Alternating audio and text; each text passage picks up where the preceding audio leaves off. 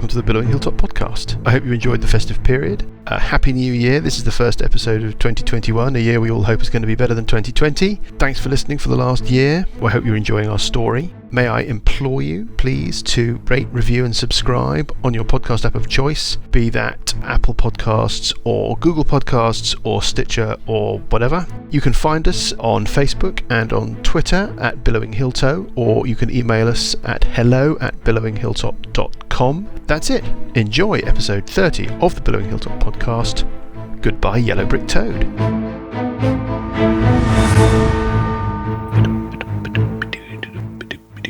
Football season starts again at the weekend. Who have you got? Fulham.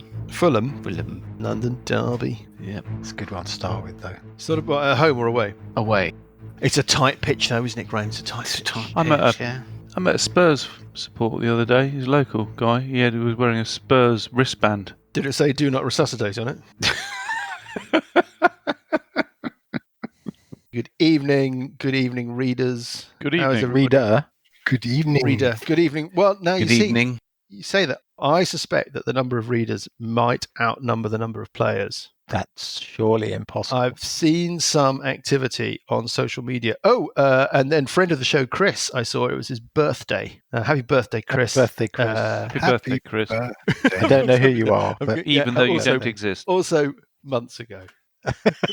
Happy belated birthday, Chris. well, I hope you I really think enjoyed your birthday all that time ago, Chris. well, by that logic, it's everybody's. Happy birthday, everybody. Happy birthday, everybody. Happy birthday, everybody. Oh, I have news for you on how old I am. We know. As in, I have received a letter from a scammer. The a Queen. letter, not an email. Yeah, no, I've had a telegram. Yeah. No, I've had a letter from a scammer, not an email, a letter. Somebody's actually bothered posting a printed letter in a window envelope to me in the mail, which means that I must have triggered something which says this person is old enough to fall for this kind of shit. Yes. Mr. Martin Chun has contacted me because there is a distant relative of mine who has died. Yeah. Leaving £56 million. Well, it's $8,950,000 US. Oh, okay. So Who died? I knew him in and out, that he had no dependents home and aboard. In his home country, UK, where he was an orphan. Society at that time did not accept him in the early 80s. The reason he relocated and cut off all ties with the UK. Yeah. Anyway, all I convincing to me. need to do is write to him. No, email him. Your bank account details. Yeah, well, just all sorts of details, really. First pet.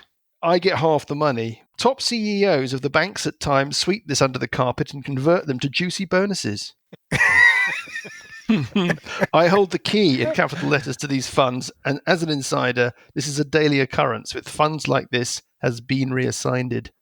Has been reassigned. It must be real. I think it's real. I mean, the spelling mistakes mean that it's, you know what I mean? It gives it that needs It would be veracity. perfect if it was a fraud, wouldn't it? You Yeah. need to follow this up, Mark. You could be millionaire. yeah. He's frustrated by the COVID-19 restrictions in my district, hence the reason I have sent it via a friend who works with World Health Organization, as he was transiting through the UK to help me use the postal system in UK for quick delivery to you, as it became inevitably urgent for me to make contact with you.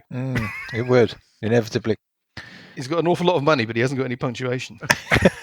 Or grammar. He's reaching out to me based on my credibility. I think it's actually credulity. I'm obviously old enough for them to start that stuff. I'll start getting phone calls about transferring money in emergencies out of bank accounts when I... Postcards. You must write a postcard to 6 other people. Sorry, is this something you're telling us to do, Lucas, or is this an example? This is Postcards. old-style chain mail. Chainmail. Chainmail. Yeah. Old style chainmail. Yes, that's talking of D&D. Where were we with D&D? Anybody remember? Well, Oh, yes. There's a siege going on. We have some money. There's a siege going on. You've At appeared... Blackwall Keep. Well, Most importantly.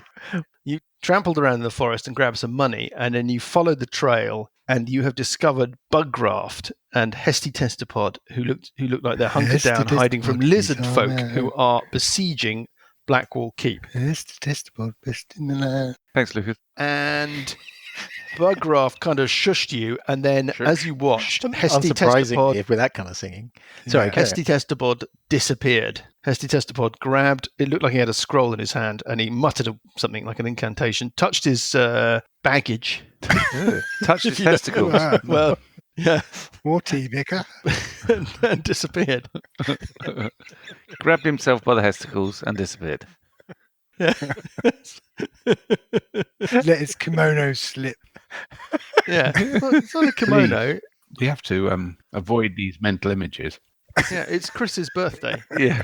So, it was months ago. No, hold up. No, this isn't going.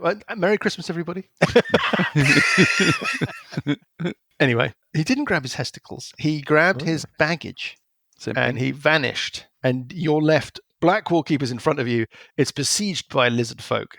Bugraft is left as Hesti disappears, and he's kind of looking at you like, "Don't make a sound. What do you want to do? What to do?" So what did he do? Does it look like an invisibility spell? Difficult to say for certain. He just vanished. Bugraft's about 30 feet away from you down the slope. Maybe So that means he would have been 30 feet away. So surely I get a spellcraft or whatever Arcana check if to recognise the spell that he cast. Oh, why not? Okay, so I am going to make an Arcana check. Is that the one? Yeah. Yeah. Getting an 8. Lovely. An 8. No, you're not certain. It was a scroll, so it's not like you got to see him cast the whole spell. He was a little too far away for you to pick up all of the wording. I tell you what, let's be nice. You know invisibility is a spell, Yes. and your sense is that it wasn't invisibility. Maybe teleport. We know that he can do teleport or some form of teleport. Something. I think you thought that he... Yeah. I'm So gonna maybe he's get gone into metagaming. the thing. Okay. Well, I mean, Bugraft might know Dimension more, door. but I mean, what do you want to do? Well, the thing is that these lizard folk were mentioned in that encrypted letter or document that we found down in the mine. Somebody's been listening to the podcast. Somebody's been editing an episode. someone needs to tell us about that. What are the lizard folk doing, Paul? Well, Lizarding. it's been at least 2 days since I listened to it 20 times, so I've completely forgotten. But in the deciphered, I think it was note, it was a letter or a note or something like that. It's a scroll. One of the, what are they called? one of the three triad priest persons, one of the guys from down the mine, wrote a letter saying basically, let's try and get this right. If you let this monster out too quickly, it won't be able to do very much. And we were there, and we let it out very quickly, and it wasn't able to do very much. Oh, But that then- letter. Right. Yeah, and then it mentions the lizardmen and the What got undead, and the undead and the worms, and so this is all part of the plan. I have no idea. I mean, I'm going to pull out the scroll and read it. Like That's a very, very good idea, Dan. you pull out the scroll and you read it. Okay. what does it say? Remind me. That's a damn good question. Hold up. Here we go. I've got it. Okay. The secrets of this page are most holy. Know ye heretics who invade them that the eye of Asmodee is upon you. Right. If you read this, Theldrick, you have either slain me and doomed our cause, or the time is nigh for our final victory. At last the riddle of this place is solved. In ages past, a great being known as Kios rose above the petty warlords who fought and struggled for material gain. Mighty Kios is the herald of the Overgod. Soon he will sound the clarion call to the faithful. The 3 sundered faiths shall be made whole. The undead our agents spotted must be located and captured. If they bear the worms of Kios, then they perhaps hold the final answer to our research. The Ebon aspect stirs within the pool, but it is still not ready to emerge. Perhaps a traumatic event, an invasion by heretics, a great battle fought within these walls, could awaken it. But even then, it will attain only a minor form. The way of the Ebon Triad speaks of the danger of awakening the aspect too soon. Our work will be for naught. We must find the worms and the undead hosts that carry them. If they are not here, then we must send agents to the Rift. If Kios himself or his agents cannot shepherd in the Age of Worms, then we shall do it ourselves so that the Overgod may live. Our course is clear, my dear Theldrick. Smenk is no longer useful to us and must die. Kill him, then send agents to the Mistmarsh, across the southern hills. I believe that we will find what we are looking for there, among the lizard folk. Summon more of your warriors. If the calculations and portents are correct, the time for covert action is at an end. As the Age of Worms begins, we must strike hard and fast to prepare the coming of the Overgod. Of course, dear Theldrick, if you are so rash as to slay my followers and I, then you soon shall join me in the afterlife. Doubtless your treachery has already stirred the Overgod. Our mission has failed, and you will die at his hands. So where are the southern hills? Because we're in the Cairn Hills at the moment, No, we're not. We're at Blackwall Keep. which Yeah, is well- at the south of the Cairn Yes. Hills. So the Southern Hills, I understand your question, Lucas, is another way of referring to that portion of the Cairn Hills that lies between Diamond Lake and the Mistmarsh. Right, which is where we basically walked through. Yes. What you've just been yes, the region you've just been travelling Right. through. What That's we've exactly just been right. through too. So you're standing there. Burple is trying to work out what spell has been cast. Let's say Parker has taken out the scroll that you found in the Chapel of Asmodee and has quickly scanned through it because Cuthbert thought it might be a good idea. I don't know. Cuthbert remembered this mention of lizard folk, and he's looking at the What lizard are you folk. doing in terms of Bugraft, who's just staring at you from this tucked away in this hollow of this giant oak tree? Gonna wave at him. Go cooey. Bugraft is putting his finger to his lips. Oh, Yes. so I don't go What? cooey. I go, what? Eh? What's that? Eh? Pardon, old man. What's going on? said, you bunch of fuckers, be quiet. Shush. Yeah, let's just make a quick roll to see whether or not that attracts the attention of any of I the didn't do lizard folk. Oh, you didn't? No, I put my finger to my lips You, and I you would sort never of- have done that. I would never. Yeah, never have done that. Okay. Bugraft looks like he's got a note at his feet that might have been tied around the shaft of an arrow. Oh. I sort of wave him over it. Yeah, come. But my finger at the lips. Okay. How? So what distances are we talking So from here? now can on, we're can you give us the whispering, scene? right. From you to just make that- Bugraft, Make a general.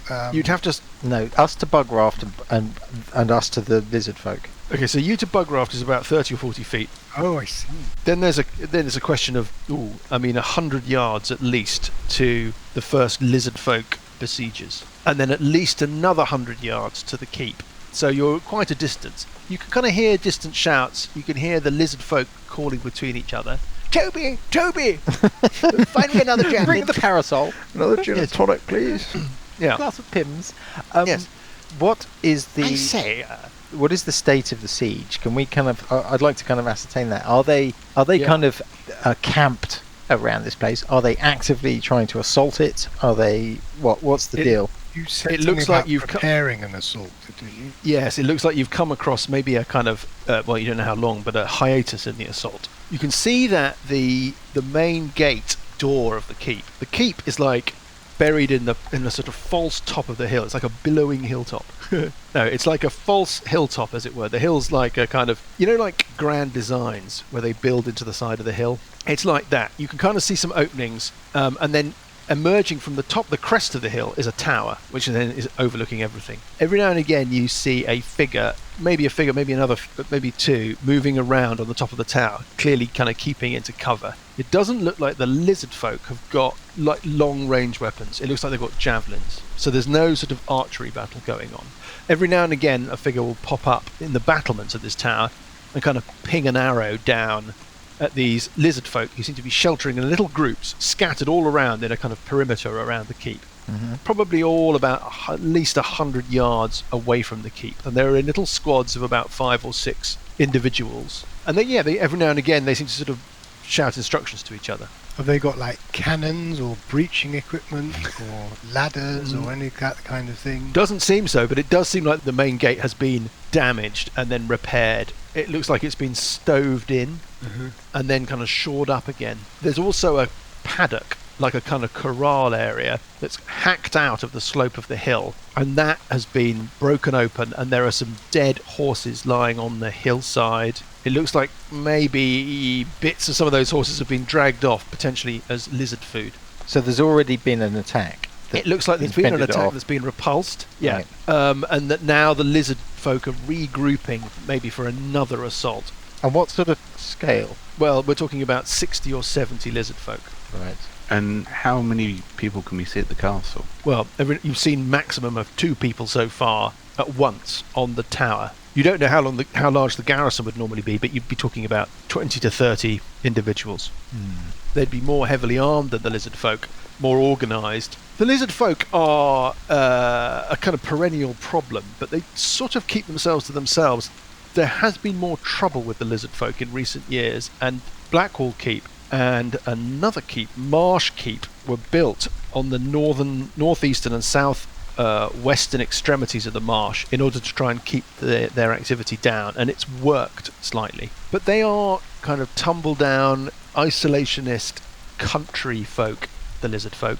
They live their kind of life in the Mistmarsh. They don't normally cause trouble to anybody else unless somebody kind of impinges upon their territory. So it's odd that in the last years there's been this friction. Anyway, what do you want to do about Bugraft? What do you want to do? Let's go back to you. Well, I'll just keep a low profile and just wave to them and tell them to be quiet. I mean, it looks like the attention of these lizard folk besiegers is firmly on the keep. Yeah, I'll just gesture them over. Oh, sod it. All right, if they're not coming over to me, I'll go over to them. God. So you're going to scramble up the slope? Yeah. Are you trying to be quiet? Yes, I suppose I'd better. Okay. Give me a stealth check. So I'll roll this and add 3. Mm-hmm. A 9, 12. 12 is fine. You can have a little conference. What have you got to say? Okay, I say, well, they're being besieged. Thanks for that. Yeah, okay, great.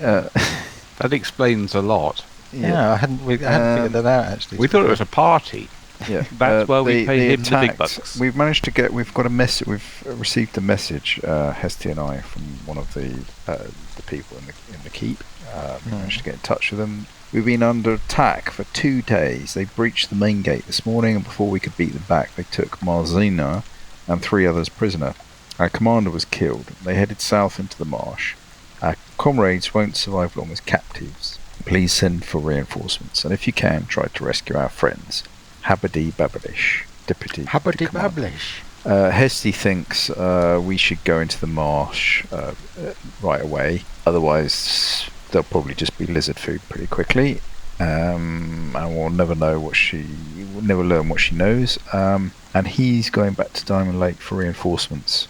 I'm guessing he's teleported. Right, let's just run off. And he thinks we should go and rescue. Well, let's head south then. Let's do that. Yeah. Okay. You can keep a safe distance away from the besiegers. Work your way back down the slope that you're on, which was the kind of the last piece of cover before the keep, back to where you've left your pack ponies. You don't think that you're going to be able to take your ponies into the marsh. The marsh is a difficult environment. It's going to be like consistently difficult terrain, isn't it? Effectively, yes. It's like when we did the Emerald Spire. Do you remember? It's just like you can't see anything ever. Well, yeah, perhaps not quite so. That was really pretty tough. So, I mean, you know a little bit about the Mistmarsh. First of all, you're clear on Marzana, are you? Not really. Was that a question? No. Marzana is the battle mage assigned to the keep. That's the reason. It's the reason that you were travelling to the keep in the first place. Was I'm just sort of pinching the bridge of my nose briefly. The reason that you were travelling to the keep in the first place was because Hesti wanted to speak to Marzana, because she had sent a word through Bugraft back from the keep that there were increased sightings of these strange undead infested with green worms in the surrounding hills, and that the lizard folk were causing more trouble than usual. And that's why Hesti elected to visit her to see the situation for himself, and it's why you were accompanying him. Yep. We knew that. Actually, I do remember that now you said that. Yeah, that's fine. I mean, and so do you, of course, in the game. But you know, and then of course you forgot that, and then you went running off into the woods, chasing after the bunny. I don't remember but any of that. Sorry. No, well, of course not. Well, I don't expect you to remember any of this stuff. What stuff? So I have to constantly repopulate the adventure with little It's like Memento, basically. It's like sticky notes left everywhere. If Marzana has been captured and taken into the Mistmarsh, then it would make sense to go and try and rescue her, since you've travelled all this way in order for Hesti to be able to see her. Yeah. The marsh itself, you know, is going to be a challenge. It's kind of a mix of wet ground and grassland and streams and pools. There are kind of stretches of sort of brackish water. Bugraft knows more than the rest of you because he is a bit more of a kind of wilderness person. There aren't deep lakes, there aren't deep areas of water. Everything, you know, you're never more than about sort of waist or chest deep, and it's sort of about 30 miles across. Are there like reed boats or anything like that? Well, no, there's nothing. Yeah, what like in the Everglades? Yes, flat punts or things. No, it's about 30 miles north-south and longer east-west, the marsh itself sort of blends into this large lake, larger than Diamond Lake, called Mist Lake, that sits in the right up against the kind of steep foothills of the Newell Mountains over to the east. And to the west and south, it just sits in a bowl, still within the Cairn Hills. Now, Well, can we go round the edge? But we want to go in. That's the whole yes, this is it. we have to Your go- understanding is that these lizard folk who've captured these 4 people from Blackwall Keep have headed straight into the interior of the marsh. Right. So there's not going to be very many tracks then, are there? Can I do a speak with? I can do speak with animals. Is there Yes. some sort of Okay. marsh creature I can talk to that will help me, give me some limited information? Well, so Spell. if you make your way down this valley that you've left the pack ponies in, it shallows out and becomes increasingly sodden. Where you originally crossed, there was still a sort of vestige of a sort of slightly sluggish little mountain stream or river. By the time you follow the valley down to the south a couple of miles, the stream is lost in sort of tussocks and sedge and little pools. And that's how the kind of marsh develops as you travel. Yes, Bugraft, there is a plethora of wildlife. Are we talking exploration here, or Well, now, the thing is that if these lizard folk were moving fast with 4 captives, actually, they may not be very difficult to track. And you might be able to pick up their trail relatively simply once you get to the kind of northern edge of the marsh. And assuming that they've travelled directly south from the keep, you can follow the hill that the keep sits on top of, yes, keeping at a safe distance from the lizard folk besiegers. You could follow the very foothill of that, or the very foot of that hill round, looking for where the trail goes into the marsh, which is, I suspect, what you're going to do. Why doesn't somebody give me a survival check? Oh, Well, can I? Am I having luck Absolutely getting a delightful. creature because I can ask them Survival check. what they perceived over the past day? You absolutely can.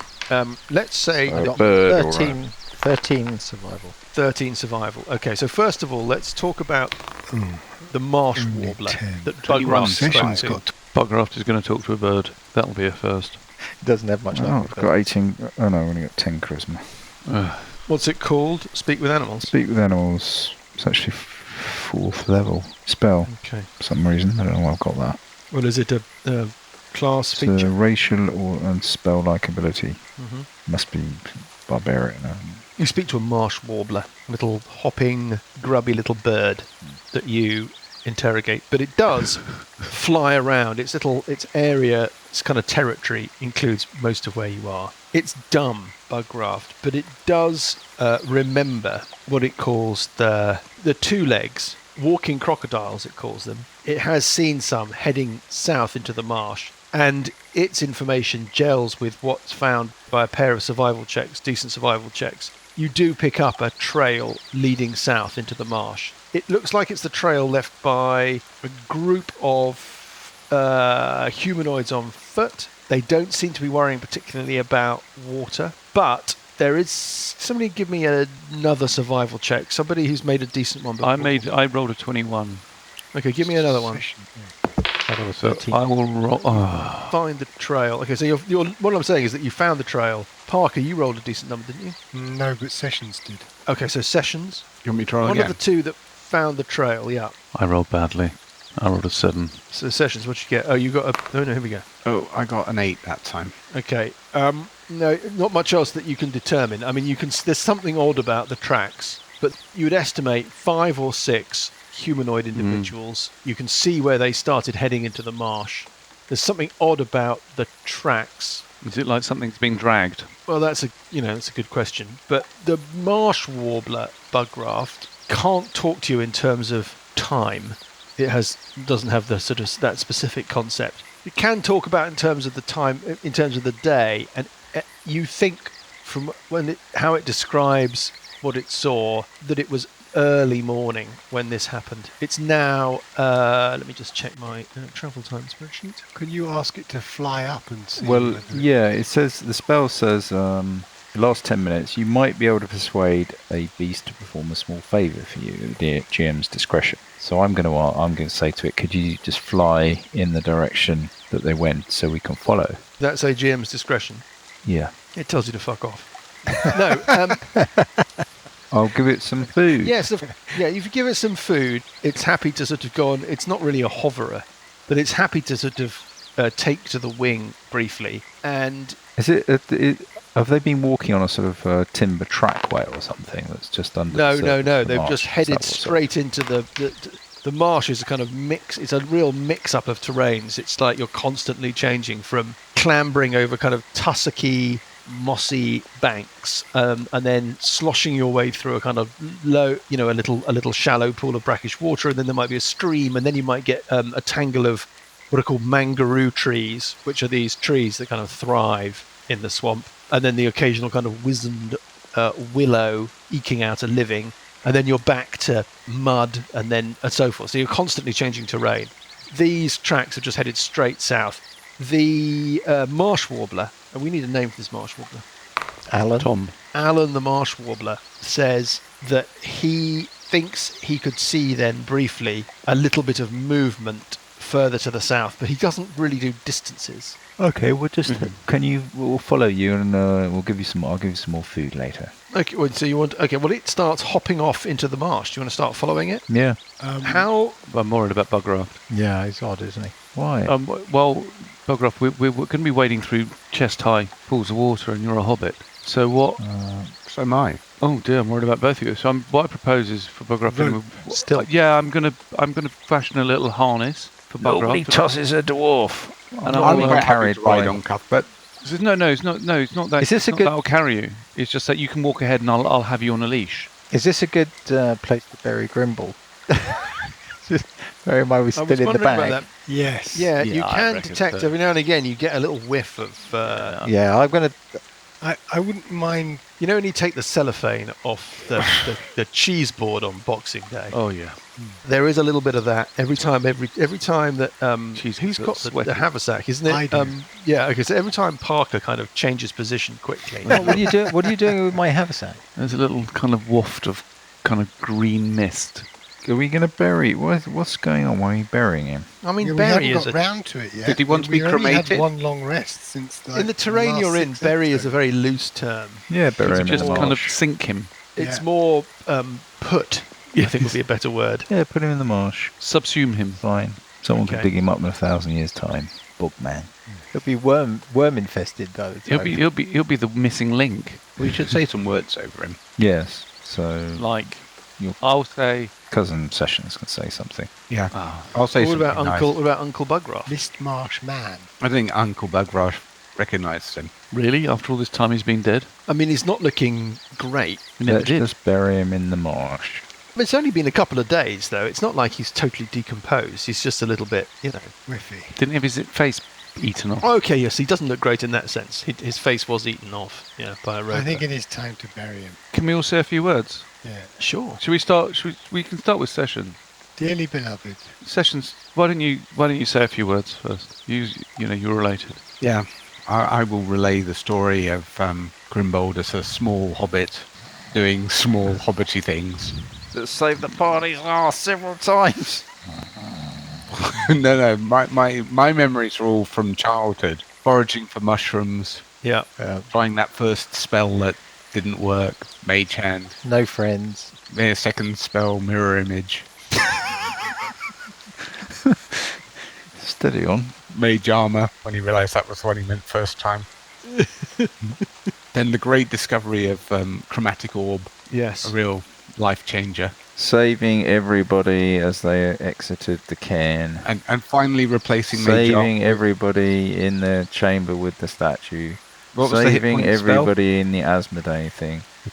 It's almost, there's a moment where, as you stand around Grimbold's body, that it seems to sort of twitch slightly. Has anybody else got anything else to say during this frankly awkward ceremony? No, Parker's just digging. Yeah. Really? Yeah, hurry up, I think is what I said to say. The standing wave will wave goodbye. Oh, I like it. A standing wave goodbye. Standing wave goodbye, thank you. Lovely. Right, well let's head off then. I don't really want to hear Cuthbert has to say. Does Bugraft got anything to say about his nephew? Yeah. Bugraft's voice, by the way, seems to have changed. Or rather, gone. Yes, I haven't quite thought whether it... what did I do originally? I can't remember.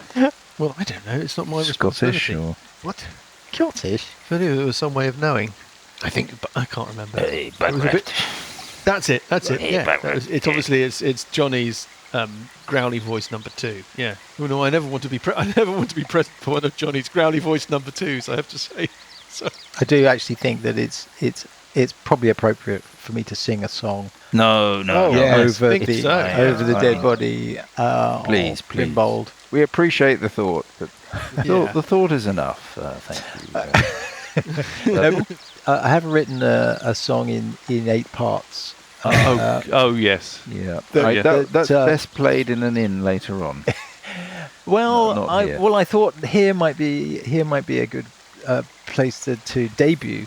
I think so. We've got all the wildlife around us to listen. Exactly. I will summon all the creatures from the wilderness. It might upset Alan the bird. Well, Alan the marsh warbler is long. I've only gone. just persuaded him to be a friend. He won't, Well, you persuaded Alan the fly marsh off. warbler to flit off into the marsh after these 2 legs that he'd saw. Yeah. Standing crocodiles. And then we all stopped. And then he all stopped to bury Grimbold, so he's just gone. Well, I think there should be we can have a round of reincarnate him, perhaps. Kind of traditional funeral dirge. Reincarnate him, so we back together. Reincarnate him, limbs in different order. Reincarnate him, so we back together. On the druid's table, play him as a badger. And then on into the Mistmarsh. So Right. before we leave, a couple of questions. So that we've got these pack animals. Are we Well, going you haven't any more because you've left. Are you going back? No, I'm asking. What do you mean? Because we've left? I thought We were left gonna- them. Well, We left them You left because them. we couldn't bring them with us. Well, I thought we hadn't left yet because we'd buried Grimbold first. Well, we're not hanging around, standing I around don't next think to at the the bottom lizard of the neck. battlefield we'd be digging out. Oh, we sing a song about dead Grimbold. Okay. So We're I just really want not to- very good at this. Are and we? you've just left him face down. No, In you a, like haven't. a- No, he's No, been I properly just, buried. I He's said been properly no. I buried. said You Parker can't- was well, digging. Parker Oh, okay. is Well, going you can to kind of dig him at least a shallow grave. There's nothing to Yeah, dig no, into. No, he's sunk into the marsh. He's, buried in marsh, you could Digging Head down. deep enough so that the body is sort of submerged fully and isn't going to. No, his feet are sticking out. He's only 3 foot tall. We'll weigh him down with some stones. I just wanted to ascertain that before we left these Yeah. pack animals that we took. I mean, did they have like equipment? Anyway, it was probably the wrong time to do it because we've probably lost Alan the Warbler, have we? Alan the marsh warbler. You told Alan the marsh warbler to head into the marsh, following these creatures, Yeah. which it did. But then you stopped. So, I mean, Right. when you I'll finished your befriend ceremony, another marsh warbler. No, I'll go into the marsh going, Alan, Alan, Alan. come back. Well, no, when you befriend another marsh warbler, he's going to go, "Oh, you lot! Alan warned me about you already. I'm not talking to you. yeah, You're going to Time ask me to balls. do something, and then I'll piss off, and then you stay where you are, won't you?" You can get a bad reputation amongst the Yeah. marsh warblers very quickly. Okay, I think we can hand wave this mic. We followed the anyway. You start trudging your way into the marsh, following the trail that you've picked up. Do you think? Sorry, we've had Yeah. this conversation about our magic arguments. Do you think that people listening to this just basically find it really annoying that we don't pay attention to the story or know what's going on? Or do you think they're kind of like, oh well, that's mildly amusing? With the boy, I mean, we didn't protect him, and he turned up dead, didn't he? We turned up with his head, and then it's. There was a thing where he'd left a mark because he was in trouble. That's right. The place where you'd agreed, and nobody ever went back there to check. And he left a mark there to say that he was worried, that he was feeling really kind of under threat. Yeah. And I thought at some point they're going to be like, oh, I know what I'm going to do, by the way. When I'm in town, I'm just going to check the statue in the square to see if the kids left a mark there. And nobody ever did. Oh, anyway. Yeah, Oh, we can't remember things like that. yeah. We should be better. No, evidently not. Are we still in Fumbulary? Yes, it's Ut, the 14th of February. We're only halfway through Fumbulary. Mm-hmm. It's always been Fumbulary. Well, you've only did... You've only did. Your first part of your adventure was only a couple of days. Yeah. Yeah. And then you kind of hung out in town backwards and forwards for another couple of days. Then you went into the... I mean, this is the thing. It takes ages to play out. But, of course, those combats in the Dark Cathedral in real life are about a minute and a half long. Well, we stayed a few nights, didn't we? You did. You stayed a couple of nights. You stayed... One night. No, you stayed... One night in one or heaven. two long rests. I can't remember. Anyway, I mean, I have it all here. I tick off the days as we go. Okay. Trust you. I mean... Okay, so we head south. You head into the marsh. You're travelling at about half sort of standard overland speed, which means you can cover about 12 miles in an 8-hour day of travel. Your guesstimate is that these creatures are probably about 4 hours ahead of you. And But how you big are don't know- these hexagons on the map? Let's go back to the map. Each hex on the map, Lucas, for your reference, is 8 miles. Right. You think that they're about 4 hours ahead of you, which means that they will have travelled they're probably about 6 miles into the marsh if they've had a 4-hour head start.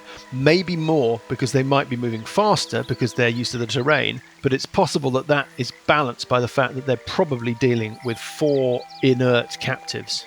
And even if they've got the captives on their feet, you know, they've got them shackled or tied up somehow, they're going to be stumbling slowly through the marsh. It's going to be awkward. So it's possible that you've got a bit of a break there. Also, what's a good break for you is the fact that they're not really bothering about covering their tracks. They've got no particular interest. They've got no particular expectation that anyone would be after them. As you travel, the mist that has been kind of settled in ribbons across the marsh all morning starts to clear. You actually get the sort of suggestion of a bit of sunlight every now and again. A little ribbon of blue appears in the sort of leaden sky. The weather is changing again. The relentless drizzle has ceased. The thunder has stopped rolling over the western horizon. And although it's a deeply unpleasant place, you do actually make decent progress. Every now and again, you need to kind of stop and have a think about whether or not you're following the trail that you thought. Let's have a survival check just every now and again. Just give me another survival check to see how you do. Ooh, Cuthbert rolls a natural. Parker rolls a natural 20. Berthel gets an 8. There's money. There's no money involved at this time. Sorry. Basically, all my rolls are really crap. I mean, Bugraft doesn't know where you were. Natural Sessions 20 gets a 4. for a 22. Okay. Well, so Parker, that's great. So Parker, you're confident that you're on the right trail. Yes. And I will say that you can travel for the first... You're gonna be able to make it about 12 miles. By 6 in the evening, as it's getting dark, you've travelled... Are we travelling due south? Yeah, you're travelling due south, and you've travelled for about 6 hours. And 6 hours gets you about 8 miles. Right. In terms of your map, Lucas, you travel south about a hex. Yes? Yeah. And then it starts to get dark, and you've got to start thinking, you can certainly push on for another couple of hours. You can travel for 8 hours at a stretch without any danger of kind of fatigue or having to use any of the kind of forced march rules. But you think that keeping on the trail might be a little bit more challenging. Do you want to push on, or do you want to wait for daylight? I think we should push on, because Hesti's suggestion was that they wouldn't last very long. I think we should push on as far as we can when we're sure about the trail. So we go a little bit slower, Makes but make perfect sure sense to we me. stay on the trail. Yeah, I agree. That makes perfect sense. Okay, so give me another survival check, all of you. You're very confident you're on the right trail at the moment. Oh, Parker gets a 13 for a 15. Berthel That's very gets good. 7. Sessions get 13. Yeah. And what about Bugraft? Okay. 4, 6. Well, it doesn't matter because Parker's rolled high enough. You can follow on into the dim light. You do have to slow down a little, but you do keep touch with the trail. And I think we can say that you can push on for another couple of hours and cover maybe 2 or 3 miles. Let's call it a couple of miles. So you make it about 10 miles into the marsh before it gets properly dark. And you've now been travelling for 8 hours solid, and you're starting to feel a little fatigued. Now, what would you like to do? You can push on. I mean, you can go for it. There will be maybe potentially a penalty for effectively for Fatigue. Getting into a forced march. And of course, the risk of losing the trail will get ever greater as it gets darker. I think that's the most important thing. Is Possibly, but there's no. You can do whatever you like. You can keep going, or you can as it were, rest up in this. I mean, you're in some sort of particularly rather. It's not that it's a pretty dismal place to rest up, but you could rest up and wait for first light. Your understanding is that it will get light again in about 8 hours. So start to get light at about 5:30 in the morning, and fully light by about 7 something. I think the most important thing is not the speed, but that we keep on the trail. I mean, we can always force march back once we've rescued her or whatever. We're going to have to do that. So, is that the agreed system? Are there any other willing beasts? Because I've actually got another spell called Beast Sense, where I can see through their eyes, see and hear what they hear, make friend of them. Yeah, I can't see why not. Talk to me about how that works. Give me the lowdown on how. So it's called Beast Sense. You touch a willing beast. For the duration of the spell, you can use your action to see through the beast's eyes and hear what it hears, and continue to do so until you use your action to return to your normal senses. While perceiving through the beast's senses, you gain the benefits of any special senses possessed by that creature, though you are blinded and deafened by your own surroundings, and it lasts. Are you a an hour. druid? No, I'm a barbarian. I don't know where I got these from. They must be from one of my barbarian things. Oh. What gives me pause there is willing beast. I kind of infer from that we're talking about a creature that you have I want to be delicate here, that you have a relationship with. Animal handling, though. Yeah, but I mean, finding a lizard in the swamp and kind of grabbing it and saying, I want to see through your eyes is not the same. Do you know what I mean? It's like, it's got to be willing. I mean, I suppose you could tempt beasts something are out. non-intelligent. They're never going to. I tell you what, willing, make a survival check. Make a survival check. If you want to try and tempt a wild creature, a swamp-dwelling thing, let's say it's like either a little eel or a lizard or something. I've got a kind of sense actually of what animals live in the. Okay, I've got animal handling. There's sort of giant vermin. There are lizards. There are lots of toads and frogs and other amphibians. Owls. Small reptiles. There is the occasional very wary mammal. There's the occasional boar or the occasional deer. Geckos. But I think what you need to do to have a willing subject for your power, which I kind of get this, is I think if you've got something that you can feed them, if you've got some food stuff, give me a survival check. See if you can tempt something out of the undergrowth. How about make it animal handling? Well, it's the same +2 anyway. So. Okay, yeah, no, animal handling is better. Okay, all right. Well, I'll roll a d20 and add 2. So here it is. Yeah, let's see how you go. I rolled 11 + 2 is 13. I think 13's all right. Okay, yeah, you can tempt like a woodlouse. Yeah. Small beetle. You tempt an earthworm. You can tempt a something with composite eye. I'd say to it. Well, no. Yeah. Come on, we haven't got all day. It's a snail. You can tempt a large toad out of the kind of swampy undergrowth with a bit of food, and it kind of goes. No, it's probably going to have a heart attack about 500 meters up the road. A blind worm. It comes out and goes, and it eats the food that you leave out for it. I say, kind toad, please hop along the way that the lizard folk went. It doesn't. Can it understand you? Well, yes, I'll do the other thing, which was I've forgotten now. Was it? Yeah. Okay. So speak with animals. I've got speak with animals, ritual only, and that is. You might want to check if one of those is concentration. Neither of them are. Fine. Okay. So you tempt this toad forwards. You speak with animals with it to ask it to follow the trail of the. How do you describe it? The lizard people or the yeah? Follow the path of the lizard people. Okay. Five lizard people. 5, 6 big lizards into the marsh. Follow. Can lizards count? Show us the way. Can toads count? I'm not sure that. I don't know that toads count. The question is, okay, I'm going to roll for the toad. See if I win it. If I do, I'll have to put the newt back. That's a massive number from the toad. Okay, the toad does remember the lizard folk and sort of goes and starts squadgling off in the dark in the direction that they were going in. Okay, now's the time to take a short rest. Yeah, I was going to say. I'm getting a bit peckish. Let's stop and have some dinner. It just starts heading off into the dark as best as it knows where it saw the big creatures travelling. I mean, it doesn't really know much about what you want, but it does remember them tramping through, and so it starts heading off in that direction. Do you want to share its eyesight? Yes, yeah. Okay. I don't know whether I can do 2 rituals at the same time.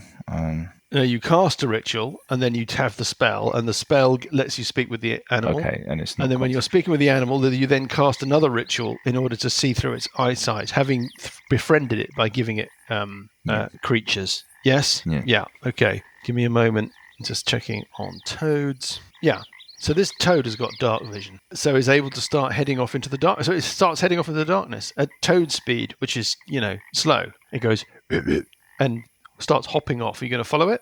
Yeah. Sounds like Buckraft. Yeah, we'll follow it. Well, might take a long time. I could just hold it in my hand and him sort of hop in the sort of indicate which way. Might be easier. What? But through what? Toad compass. Yeah. Well, I tell you what, we can put him on a flat board. Those tiny little table tennis bats, like on an aircraft carrier. It's like this way. Yeah, No, I put him on a flat board and he hops in the direction and we head towards the direction. Yeah. He's more than capable of understanding this system. Look, he's going to be hopping very, very slowly. Well, the whole thing's pointless.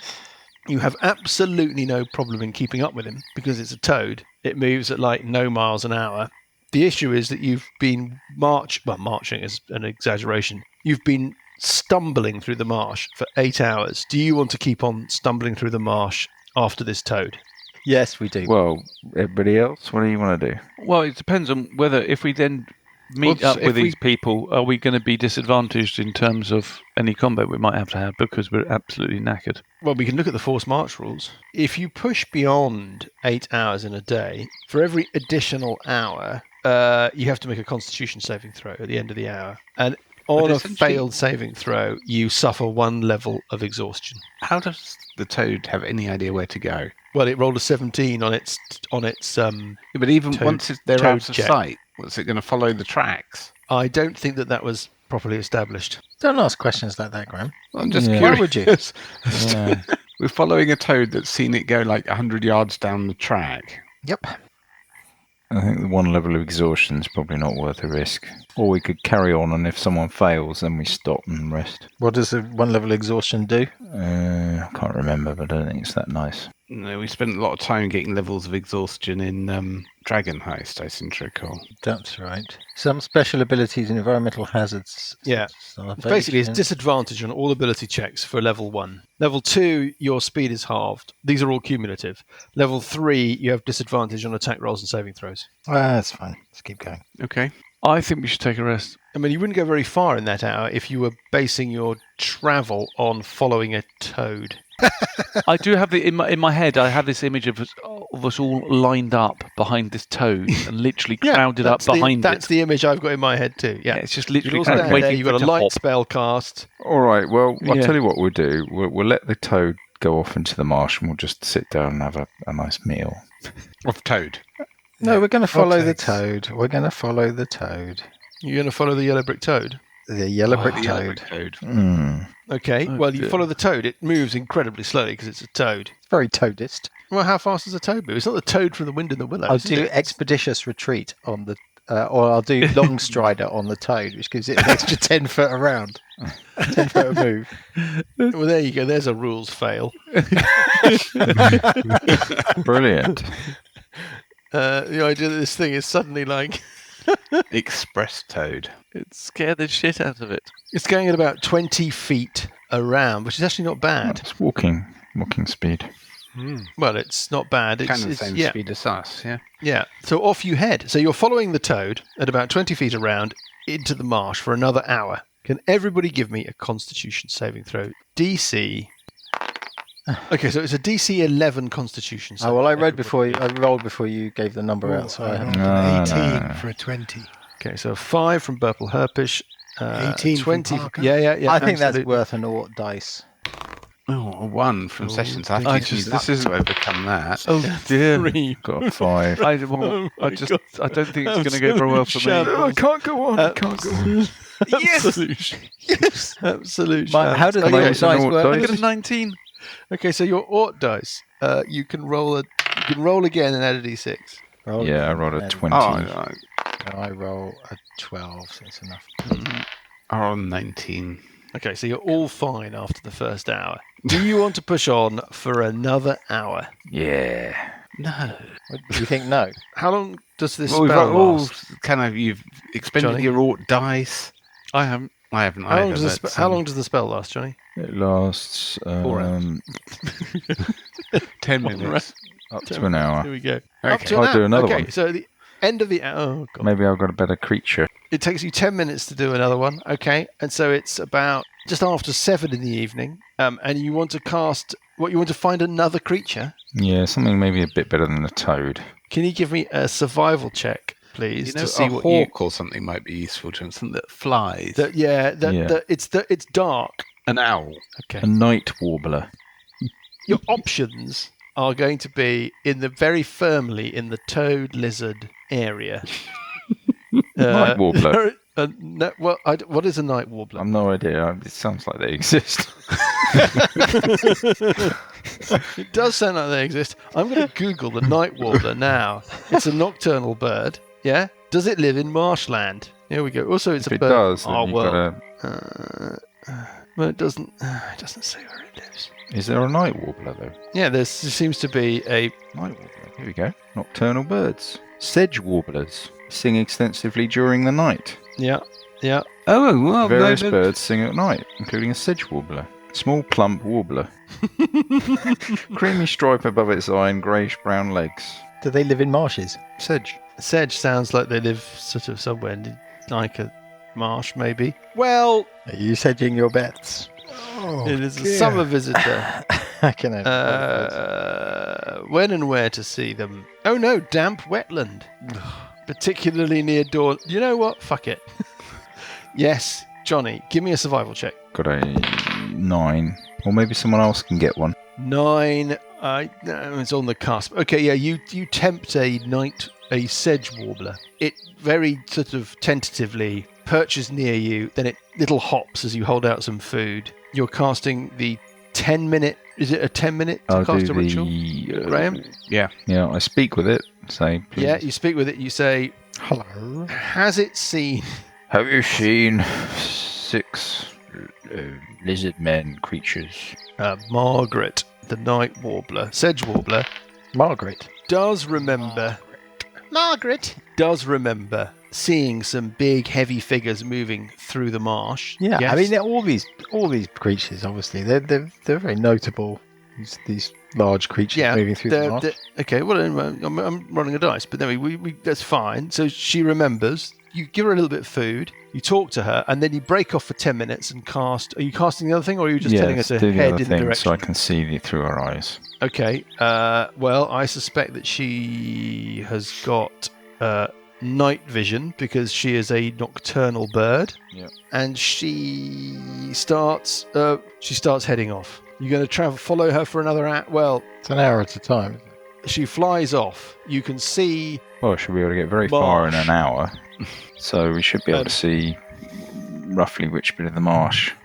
Yes, she flies off for an hour. You're not sure where she went. I mean, you can see through her eyes, but it's very difficult to keep a track of where she's going. She's in the air. You can't see the ground, particularly. She follows her memory of where these creatures were going. After not very long, I mean, maybe it's quite a long walk for you guys. Perhaps another 5 or 6 hours march. But for her, that's probably about half an hour. She alights in the branch of a mangaroo tree, and you see a sort of, I suppose you could call it some sort of weird structure. It's a sort of coagulation of mangaroo trees in a kind of circular, domed area that seems to either be sort of embedded or semi-floating in the swamp. And you've got the sense of maybe a little light emerging from somewhere. She's a bird, so she's not particularly interested in that. And you also have the sense of something large and shadowy flying around, flapping, jumping from branch to branch near her. You get the sense that she's nervous of it as she tries to stay away from it. And then your spell ends. Is that a harpy, I reckon? Good question. Don't know. Do you want to set off in that direction? It's about, let's call it 7:30. I think we need to rest. Yeah. Okay.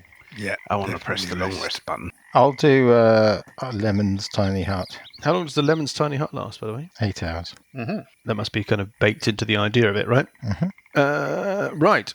And it is, let's call it, well, it's 5:30 in the morning. So the first sort of sense of twilight is creeping into the sky as you rouse yourselves the next morning. And you've got a general sense from the way that Margaret, the sedge warbler, that you should be perhaps, and why doesn't somebody give me a survival check to see if you can pick up the trail as well? Dooby dooby survival. I'm going to say that you've got, you're rolling at advantage because of Margaret. I've got a 16. Purple gets a 16, which is good enough. Okay, yeah, you can. But that's enough. So that's enough, everybody. So Burple, you pick up the trail pretty quickly. You've got a general sense of which direction they were going in anyway, and you head a little bit further south. It's not long before you hit a bit of an obstacle. Ooh, we're changing the map. A sort of steady rain sets in as you travel in the morning. Let's just have a look at the map here. So, you're heading south-southwest, following the trail, and you find yourselves at the edge of a kind of the closest thing that this swamp seems to have. The waterfront, sort of a kind of a river or some sort of body of water. It's very slow moving. You can't tell if it's actually flowing like a river or if it's just a sort of pool, but it stretches as far as you can see to your east and west. Although there does seem to be some kind of current, and on the southern bank of this thing, you can see something that's, well, lizard-made, man-made, whatever, a sort of skiff or raft that looks like it's tied up to one of the wizened little willow trees that is clinging to the southern bank. What would you like to do? So this is water. Over the other side is a boat. You know that lizard folk are very kind of happy in water. They can hold their breath for minutes at a time, and they're very strong swimmers. So they'd have no use of it. So the only reason you can think that it would be there would be if it had been... To carry a body. Bodies, yeah. It's certainly big enough to carry a couple of people, maybe more. And maybe they had to make more than one trip. Nowhere so far have you encountered any deep water. And it's very difficult to tell because it's so murky, but you don't get that sense here. You think you're looking at effectively a sort of something that comes up sort of waist or chest high. I'll have a look round. Is there anything like a zip line or anything that's sort of in the water?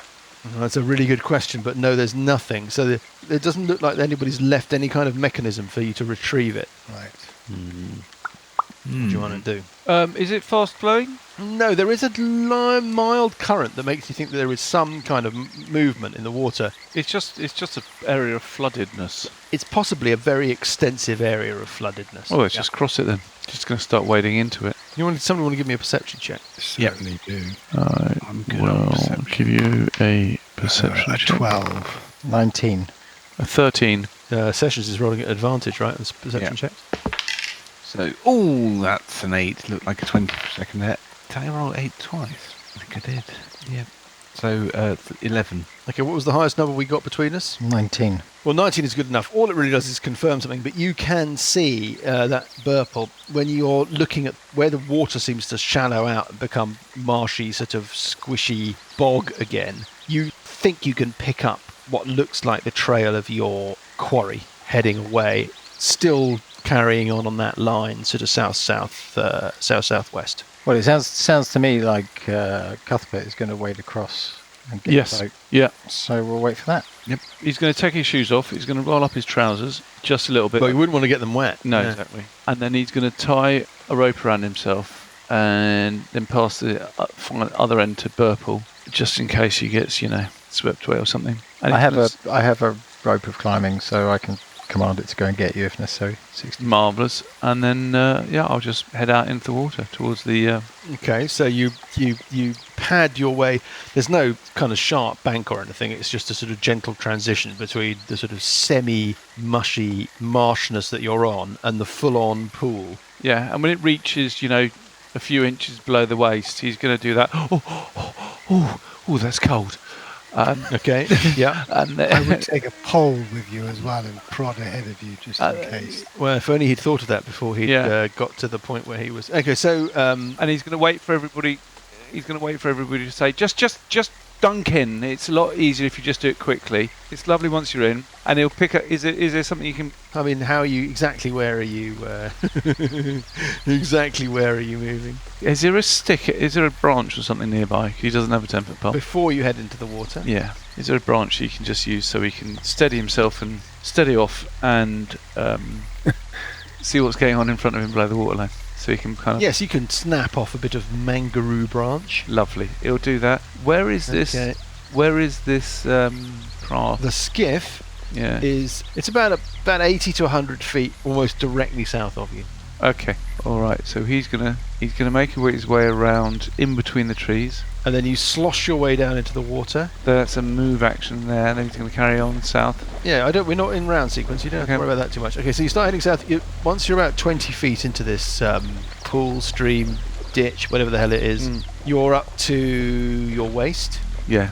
So he's done that moment. He's had that moment. There's a kind of stump of a tree and a little kind of mini island ahead of you, and then a more kind of broader expanse of open water. Well, he'll make his way around the stump of the tree. Yes. A leech is Can you common give me in this in these parts. Yeah, we all seen Stand By Me. Can you give me a perception check, Cuthbert? I can give you a perception check indeed. I can give you a perception check. I roll an enormous 18. Cuthbert, there's very briefly carried to you by the kind of marsh gases that cling to the surface of the water. I smell the remnants of Grimbold following me. You smell Marsh something. gases has Paul farted again. You smell something deeply unpleasant, Cuthbert. It's like a kind of Undead worm.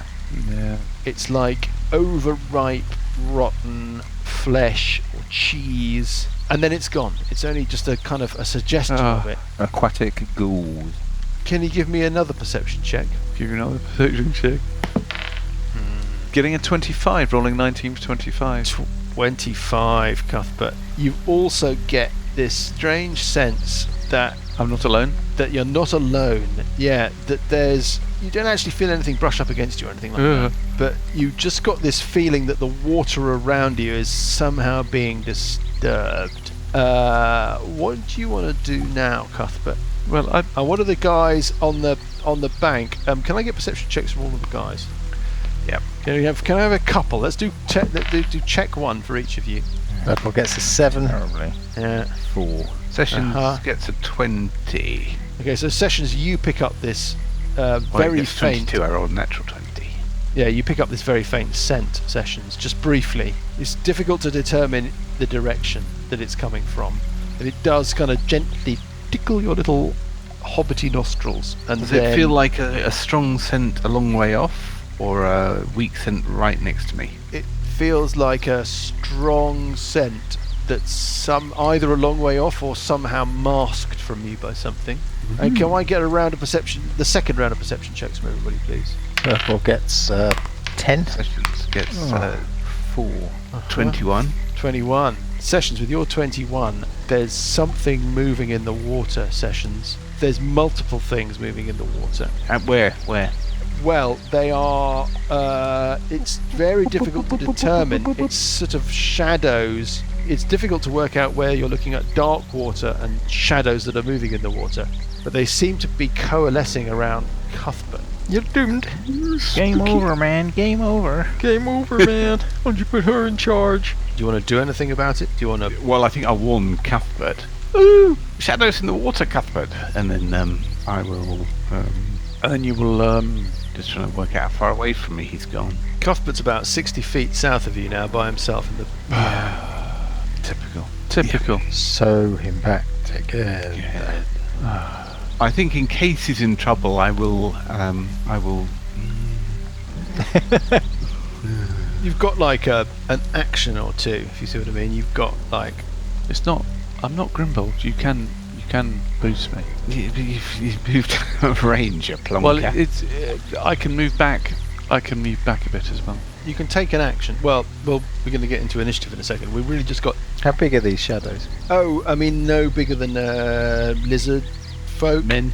Yeah. Or a man, or a humanoid, okay. something like that. No bigger than that. Medium size. They seem to be kind of zeroing in on Cuthbert from all directions. Sessions, you've just got an instant to do something. I think you can take an action before we roll initiative.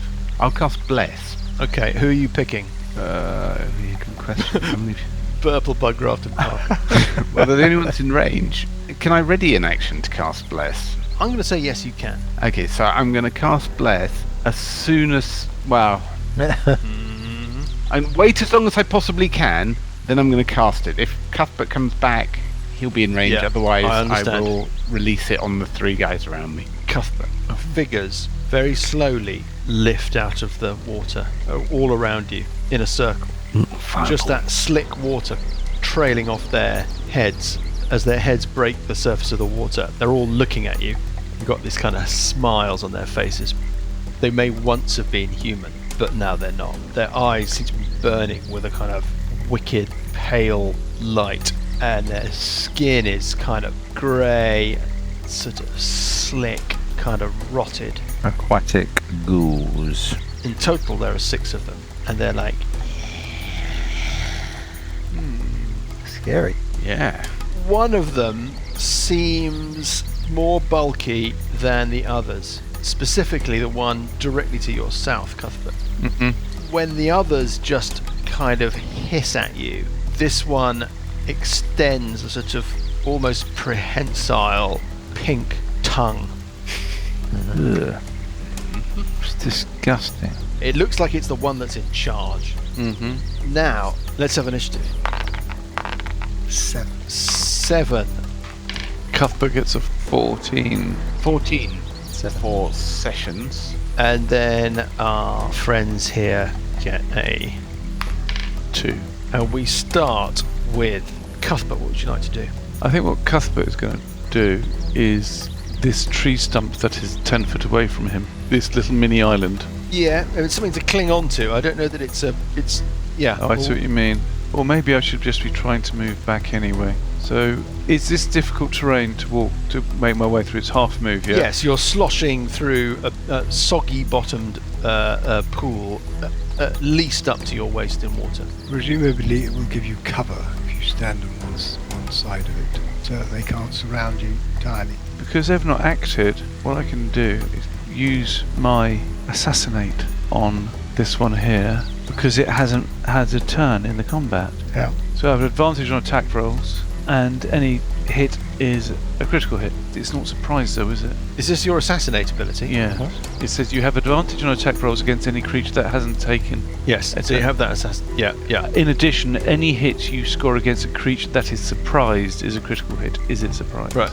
So it's not surprised, but you have advantage, and you're rolling your sneak attack dice. Okay, I might as well. Hitting first with the short sword. Hitting on plus 24. Do I need 24 is a hit. I don't need to roll it again then, do I? No. Yes, you do. No, you do, because you might get roll a critical. 20. Oh, right, that's true. Alright, here we go. Rolling it again. Getting a 26. Okay, so you've hit 6 points of damage. 6 punkte Sneak attack. Further 7 points of damage. Okay, so you've done a total of 13. Yep, with that attack. And then I've got the rapier. Hitting on plus 15. 15 is a hit. And the rapier damage is a further 5 points of damage. Another 5 points of damage. Okay, well, you've quite seriously wounded this thing, whatever it is. Yep. And then we move on to sessions. Well, I guess Cuthbert moved didn't come close enough, so the other Did I not 3 come get close the enough? Bless. No, you need to be within 30, I think. Yeah, well, I wouldn't have made it. So I released the the Bless. Release your breasts. Yes, release my Vastly Bless inappropriate behaviour, but hey. from the readied action. Yeah. Then I will, the one that Cuthbert is attacking, I will do Toll the Dying on. Nice one. Okay. So that's It's necrotic damage, right? Yes. Okay, yep. I have to make a saving throw. Yeah, Wisdom DC 14. Wisdom DC 14 for rolling a 5. That's going to be a fail. Cuthbert damaged him, yeah? Yes. Yes, Cuthbert damaged him, yeah. So I think that's now a very handy 2d12. Whoa. Unless you roll... no, you 12. don't. Okay, it's... yeah. And 12, I did 24 points. Bloody hell. It explodes in a series of fleshy chunks that spatter Cuthbert's face. And then the bulk of it wibbles back down under the surface of water. And we move on to Bugraft. Yeah, I might actually just step. Bugraft. Right. Back. So you discovered Bugraft's voice again. Yeah. I am proceeding forward. It's difficult ground, so I'm moving half speed. I'm a lightfoot thing, so I get extra movement. So I'm moving 30 feet, so I'm moving to the edge of the sedge. I'm drawing my weapon, and I'm going to cast a spell. And the spell is? Shield of Faith. Okay. Classic. A shimmering field appears and surrounds a creature of your choice within range, granting a +2 bonus arm class for the duration. It's concentration.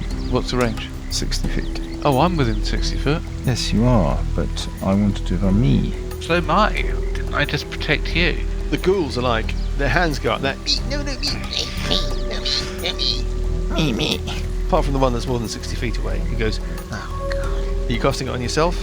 Yes, of course. Okay, Burplehead. Sorry, there's something wrong with that, you know. No. Protective spells, you know.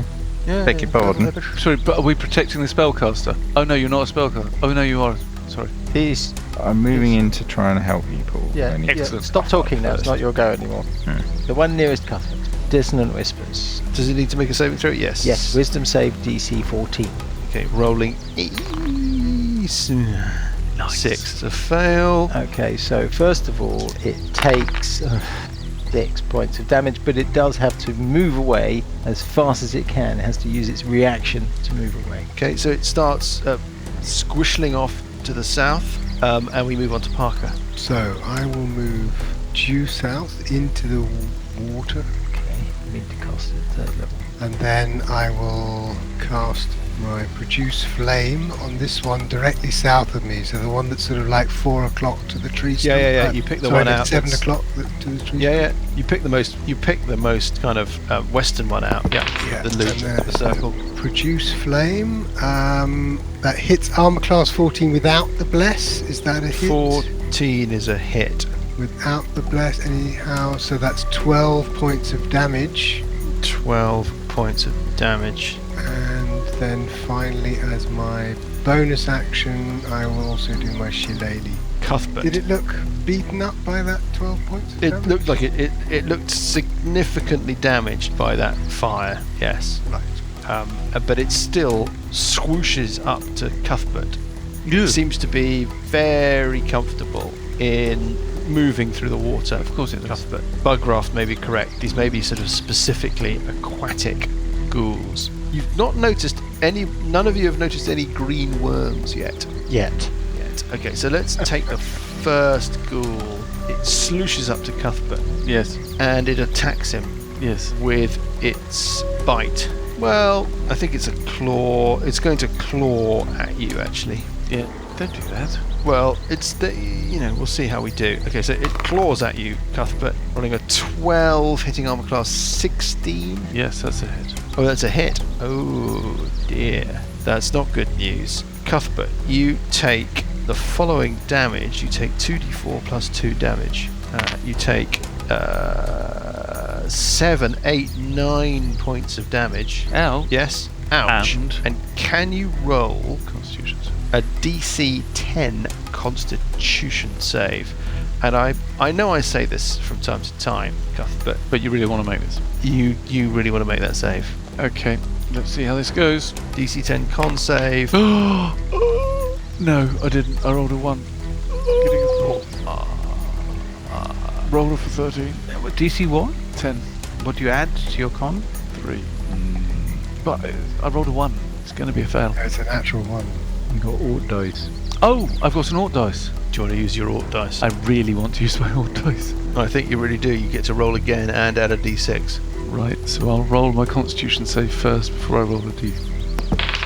Oh, bloody fucking hell. So what's that in total? 6. That's You might get there. 6, but I now need to roll a D6. You need a 6, so you need a 4 or Yeah. more on the D6. Rolling a crit. No! I get a 9. Cuthbert, you are paralysed. No! And the other ghouls hiss with delight Because as they swarm Start towards you feeding. for the water, and we will pick it up next time. Just getting into it. nice.